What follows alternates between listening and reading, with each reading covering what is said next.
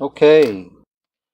I've been listening to the audiobook version of How Not to Be Wrong, The Power of Mathematical Thinking by the most excellent Jordan Ellenberg, professor of mathematics, who actually does the audio of his own mathematical book, which is really very nice. I encountered the professor in a YouTube video of the, what do they call them, the Christmas lectures or whatever they are in England. It's usually a series of lectures given every year. It may not have been that particular series of lectures, but anyway, he was giving a lecture talk in England, and he specifically in that lecture talked about lotteries, and these were an illustrative example that he actually used in the book, but it's a small part of the book. In any case, the lecture was so engaging that I decided to buy the book. A little parenthetical, the reason I listened to the lecture in the first place, in addition to its location and source, and I'd seen good lectures in that series, also he, at first I thought, looked like Eliezer Yudkowsky, and I thought, oh, Eliezer Yudkowsky giving a lecture. That might be good. Well, it wasn't Eliezer, but just as good, in my opinion, as any lecture Eliezer could have given, and similar in general philosophical attitude. It's a high compliment from me, by the way, to be thought as good as Eliezer Yudkowsky. In any case, listening to the book today, I reached a point where he's discussing advice given to him by his thesis advisor. I think that's who gave it to him, which was, try to prove your theorem by day, try to disprove it by night.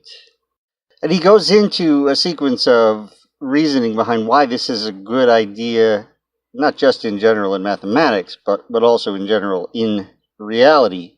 And to me, it highlights so many of the errors in thought process, in our politics, in our entertainment, in our general approach to daily life, and in the misguided and undeserved respect we give to people who are confident. Now he says basically, look, it's not just that you are trying to disprove yourself because you may be wrong, and disproving yourself will save you the trouble of having someone else come along and disprove you afterwards. This is worth avoiding, obviously, but the real point, maybe not the real point, but one very strong point is that even if you are unable to disprove yourself, not being able to disprove yourself helps you learn more about why you're right if you're right. You may not be able to prove yourself right directly. A failure to be able to disprove yourself not only strengthens your confidence, but also gives you, as he points out, an idea over time of the shape of the truth that you are encountering. It's obviously a metaphorical concept, that shape, but the argument can easily be made that all words are metaphors. I could go into that fun little diversion if I had the time. But the point is that you learn more about the truth of your ideas in math and in other things by trying to disprove them than you learn about them by trying to prove them. This is the value, although I think it's almost always lost, of the concept of the forensic debate teams in high school and so forth, where people are more or less given random sides. I don't like the idea of a person being trained that they should be able to defend or just as vigorously defend or as effectively defend either side of an argument, because it gives the foolish idea that truth is arbitrary or that conclusions are arbitrary, that there is no reality. But it is a useful thing because, well, backtracking a little.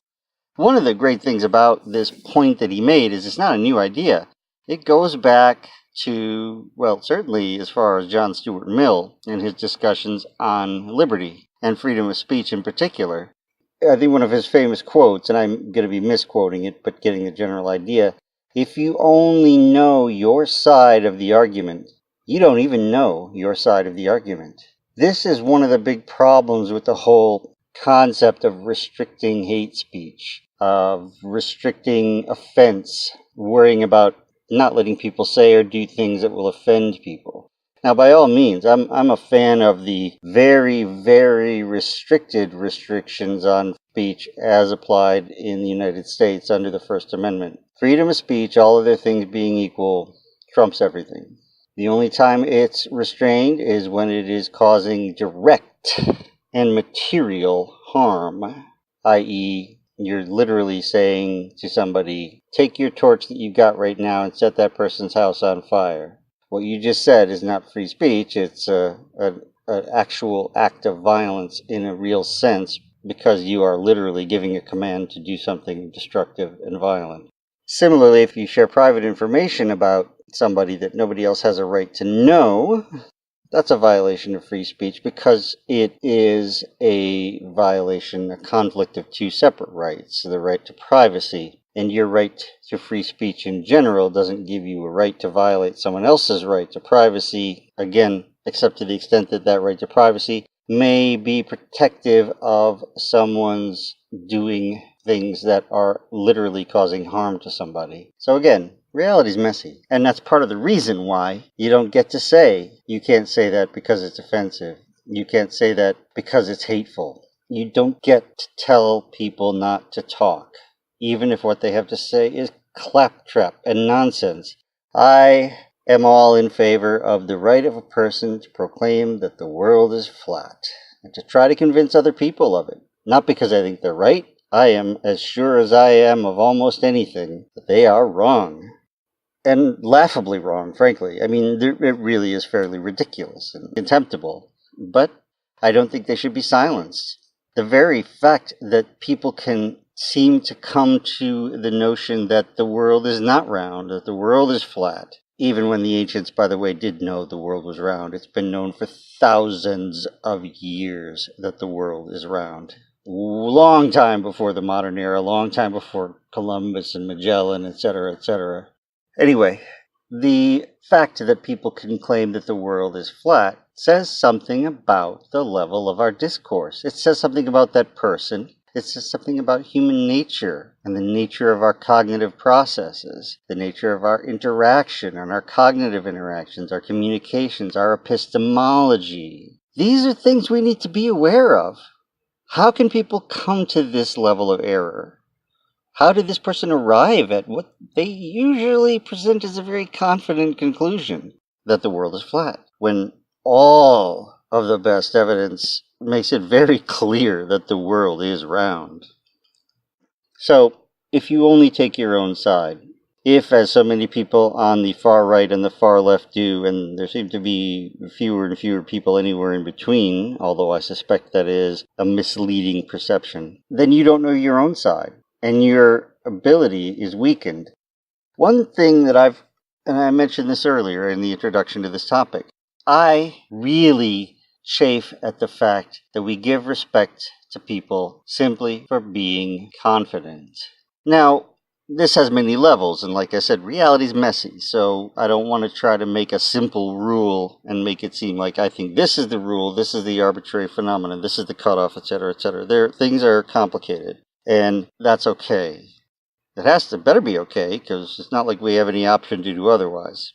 Anyway, reality is messy, which is one of the reasons I don't think we should be so admiring of confidence. I'm very fine with somebody being confident in their innate ability to do something, to say that, yes, I think that if anybody can do this, I can probably do it, and that I mean to do it, and to say that, and to say, yep, I think that I can do it, I'm going to do it, barring the unforeseen, I'm going to get it done. Nothing wrong with that degree of confidence. That's a legitimate and realistic assessment of reality with a bit of commitment thrown in. Commitment being far more important than motivation, in my view.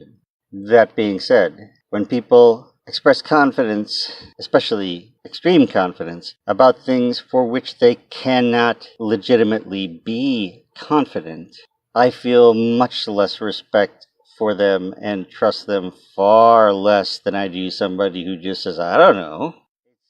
I mean, I understand that sometimes it's a motivational thing, right? When a sales manager says to somebody who's trying to sell something, you're going to get this sale. I know they mean well. I'm quite sure they mean well.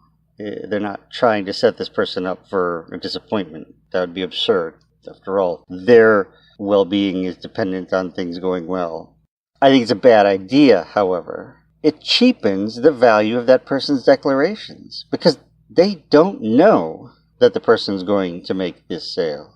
They don't. It's like saying ahead of time, Trump is going to win this election. Saying that ahead of time, before the election has taken place, is never correct. Now, if you say, I think Trump is more likely to win this election than anyone who runs against him, that's a statement of legitimate prediction. You may be incorrect in the factors you're taking into place. Your assessment may be erroneous. Your data may be false or misapplied. Who knows all of that? But at least it's a legitimate statement that I'm giving this person a higher probability of winning than of losing.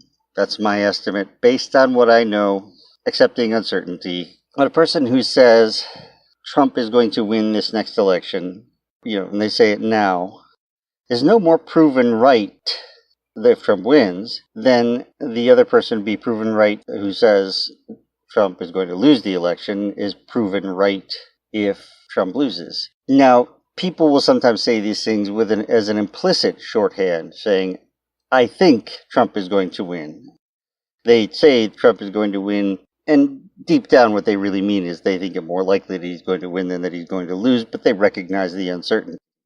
This, however, is not the thing that we revere and admire and support. We support certainty when certainty is not possible, and this is disastrous.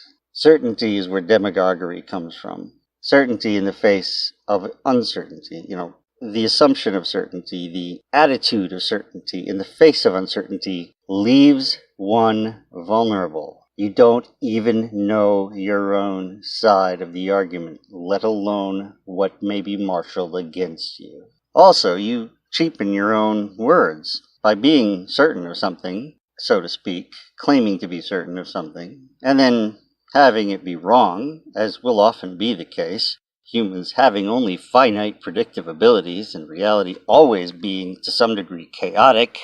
To anybody who's paying attention, it makes you recognize that this person's words about certainty are not reliable and are just so much noise. A sales manager keeps saying to a salesperson, you're going to get this sale, and more often than not, the person doesn't get this sale, because sales is a lot like being a lion hunting. Most chases fail. That's okay. That's not what matters. That individual case isn't what matters. What matters is succeeding often enough to stay alive and feed your cubs and reproduce and so on and so forth. It's the overall picture that matters. What really matters is, what you should be telling the person is, do your best to get that sale up to a point. Don't burn your time trying to get that sale. Once it becomes pretty clear that it's not likely to be successful, move on. Try the next sale. What matters is don't give up. Keep trying.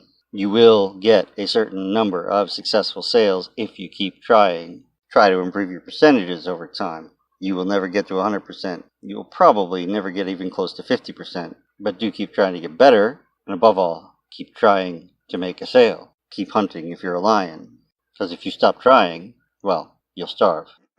Presumably, that's also true of salespeople. So, overconfidence doesn't actually bolster any kind of legitimate self-confidence. It doesn't make other people think more highly of you. It doesn't provide any suitable motivation for anybody who's got even the tiniest grasp of reality. All it does is make them sort of say, okay, this person's words are not really terribly important, not in their specifics. If a person says things are uncertain when they know they are uncertain and is scrupulous about it, on that day they say something that they are certain of or all but certain of, people are a lot more likely to take notice, I'm thinking. Smart people will, anyway. The foolish will always be foolish, I suppose. And well, that's maybe unfair and not accurate. The foolish, there will always be people who are foolish at any given circumstances, and there will be people who are consistently foolish and people who are less consistently foolish. Okay, anyway, reeling this all back in, and I know I tend to go on tangents, so my apologies for that. The key point here, the takeaway, is how useful it is to work to disprove yourself. And this is, it has a lot in common with Karl Popper's notion of falsifiability, of scientific theory. The very point is that you have to put a theory in terms which can, at least in principle, be falsified. Because only then do you actually gain any knowledge. And in a very real sense, you gain most of your knowledge by falsification. When you have disproven something, that's something new you know about the world. You know the world doesn't work that way. Not specifically, anyway. So that's increased knowledge, because as a starting point in principle, all bets are open. If you're coming from complete ignorance, anything is an open possibility. That means you don't know anything, which is sort of similar in shape to the whole Socratic thing. The beginning of wisdom is to say that I do not know. Yes, but that's the beginning. You can't stop there. You have to say, okay, I don't know maybe for sure all the ways things are, but I know some of the way things aren't. So that's one aspect of why you should never not try to disprove your theory by night, even if your theorem, it was mathematics, not science in this case. To disprove your theorem by night and to prove your theorem by day. But even if you're pretty darn sure of your theorem, trying to disprove it may give you a better handle on why it's true than trying to prove it does. And I think this is true in political discourse, which really is one of the things. It really bothers me that we get angry at politicians for, quote, flip-flopping and, quote, U-turning, whatever, for not being consistent in their ideas. I am absolutely uncomfortable with somebody who does not ever change their ideas, at least in principle. Now, a person could be just very lucky and happen to be right about most of their ideas. I'm sure it happens. It's possible in principle, anyway. I don't know if it's ever actually happened in politics. But, for instance, as part of the discussion that led up to that point in the book, How Not to Be Wrong, he mentions Teddy Roosevelt giving a speech about how the people who sit on the fence and see both sides and everything like that are not the men of action, the men who do, not the ones who get in the ring and take a stand. But to me, people who just get into the ring and take a stand rather than think about it first, these are the people who cause destruction. These are the harbingers of the downfall of civilization. Action without thought is in many ways more dangerous than thought without action. Action without any thought, of course, is no more likely to be right than wrong. And aggressive action without thought is likely to cause more harm than good. So Teddy Roosevelt, I doubt that he actually really meant take action without thinking about whether you're right or wrong, any more than he would have said, my country, right or wrong. If he thought that, then why would he be part of a democracy where you discuss and debate and argue about what the best way to run the country is, after all? You wouldn't need to if you really believe that. If you really believe that, you'd say, that doesn't matter what we choose, because it's my country, and therefore it's right. So, again, self-contradictory, we can kind of brush it off and say, yeah, they don't ever really mean that when they say that. But the mindset is dangerous enough. Allow hateful speech to be spoken. Don't allow speech that honestly calls for violence, that really calls for not as part of a bad joke or saying a hypothetical like, well, if this person says that they're willing to accept that a certain number of people will die because of their reduction in health coverage, does that mean that it's okay if we play Russian roulette with the members of their family? That's a way of making a point that is impersonal, personal, and showing that a person's willingness to accept the deaths of lives of people they don't know is precisely and only acceptable because they don't know them. And we can reframe it by making it about people they do know, and maybe they'll think differently. It's not really literally calling for us to play Russian roulette with their family members. We're not being the Bolsheviks who are going to kill the Tsar and his family and everybody related to him, or the French Revolution, killing all the aristocrats and then killing our own people who are counter or anti-revolutionary or whatever, all that madness, the reigns of terror that happen in ideologies where people are convinced that they are certainly right. And this is the thing. People who are sure that they are right, who are convinced that they are doing good, are far more dangerous than people who have accepted and are willing to do evil. Because people who tell themselves that they are right, and that they are definitely doing right, and that they mean to bring about the greater good, are not going to stop in the face of horrors, in the face of violence, in the face of destruction. To them, it'll just be part of the wilderness you have to go through to reach the promised land. Whereas people who have accepted the willingness to commit evil are going to eventually say, you know what, this shit's not worth it. I'm not even, getting anything out of this, and I'm not getting nobody else's either. And screw this, to heck with this. There's got to be some better kind of evil than this particular course of action. See, there's at least a little flexibility there. I'm not endorsing evil. I'm just saying I am very suspicious of people who are convinced that they are good. I'm very much a fan of trying to achieve the good, but merely intending to do good is, if anything, only the beginning, if anything. So, all this is going off on many tangents, I know, but it is orbiting around the central idea, which is the central nature of ideas, that if you think the world is round, and you're convinced of it, and you don't even doubt it, and you never even take a look at or recognize that there are people out there who think the world is flat, you, don't really know very well, in most cases, why you think the world is round. You think it because somebody you trust told you. And if you trust that person for valid reasons, and if you have good reason to trust their judgment on these matters, and so you're basically saying, look, I haven't done the math, but I know this person does the math. I know they've done the math. I find their math reliable enough that I'm willing to accept it as is and go about my life because I have a finite amount of resources and time, and that particular question is answered well enough for my purposes. That's fine as far as it goes, if that's your reasoning, if you've actually thought that much about it, tacitly or explicitly.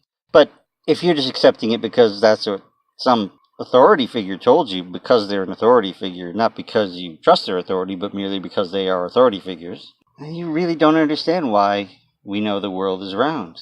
If you see somebody trying to explain why the world is flat, you won't know why they're wrong. But if you can confront that, if you can say, okay, well, let me do this why the world is flat in the evening, I'm going to try to disprove it. And you start by saying, all right, I think the world is flat because it always feels flat. If I look around me, it sure seems flat. I don't see any curve no matter how far I look. It sure feels flat. Water always seeks a level, right? Water always goes to the level. It doesn't ever have a curved surface. It's always flat. So maybe the world is flat.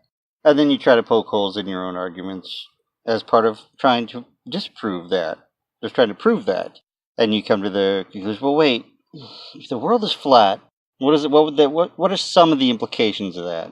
Well, if I get high enough on a point on the Earth, so that nothing's in between me and anything else, and I have a good enough telescope, I should be able to see any point on the Earth's surface from that high point. So if I'm on the top of Mount Everest, and I have a good telescope, I should be able to see San Francisco, or Antarctica, or the Arctic. I should be able to see Greenland. I should be able to see the South China Sea. I should be able to see anywhere on Earth, assuming the weather's not cloudy, from the top of Mount Everest. Can I?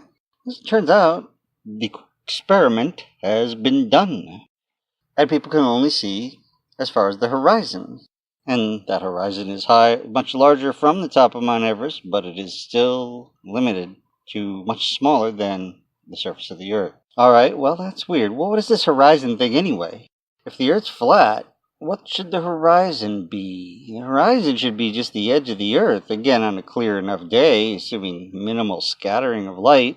Why do I see ships disappear when they sail away? And why is the mast of the ship the last part to disappear, almost as if it's going down a hill? And why at the same time, do standing sticks cast shadows in Alexandria, but not in Syene? Huh, that's interesting. Anyway, you get the point, right? If you only think about your side of things, if you only try to prove your side, only looking for the pros of your side, you don't understand your side that well. So if you're a knee-jerk leftist, or if you're a knee-jerk rightist, you're not going to be very convincing to any but the true believers, other people who are knee-jerkers, or just jerks, if you will. If you want to try to actually convince people that you're right, you're going to have to demonstrate that you're right. If you want to try to convince thinking people that you're right, especially people who come at it from a starting point of not thinking you're right, being inclined in the other direction, you better have some good arguments, and you better understand their arguments. Now, if you can try to disprove your side vigorously, aggressively, and honestly, and you fail, and you keep trying and you fail, this is going to make you more convinced of your side. This is in many ways the strength of the scientific method, Popper's idea of falsificationism. If we keep subjecting a theory to attempts to disprove it, and we fail over and over again, and if lots of very smart people work quite hard at trying to disprove it and poke holes in it, and, seeing where it's weak, we become more convinced over time that there's something here. There's something real to that. We may always say that we know that it's incomplete. We know that there's things left out of it. But as far as it goes, boy, it's really good. There's something true about it in a sense beyond merely being arbitrarily chosen to be true. Something a lot closer to sort of saying that we know 2 + 2 = 4 is true. Given what we mean by saying those things, this seems to be a fundamental aspect of reality, such as would constrain even any writer of the laws of nature. It's said that we can imagine many different laws of physics in their specifics, but we cannot imagine many different mathematics. Mathematics, as we understand it, should hold true in any possible universe. But maybe we're just not built to be able to see how it could be untrue.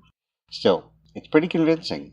But if I just take that as a given and never try to disprove it, never try to think about how it could be untrue, how well do I really know it? If I think healthcare for all is a definite good, but never think about the ways in which it might have bad implications, or conversely, if I think that healthcare can't be a right because you can't have a right to the work of another person, which is always part of healthcare, and therefore it is implicitly morally wrong to require doctors, nurses, radiologic technicians to give care to someone whether or not they can pay, is a moral travesty, is like theft or slavery. And if I think that and never think about the alternatives, I'm only right by accident if I'm right at all. More likely, reality is somewhere in between, because reality is messy, and there's probably trade-offs and vector additions and, tug-of-war pulling in multiple directions in multiple dimensions. And there may be no one final answer that will always work in all situations. Reality is complicated and it's messy. And if you only allow yourself to hear your side, well, you're obviously failing there. But if you don't ever try to familiarize yourself with the other arguments, you don't even know your argument. But if you really want your arguments to be strong, try to argue against them. Then you're going to learn more about what you think you know.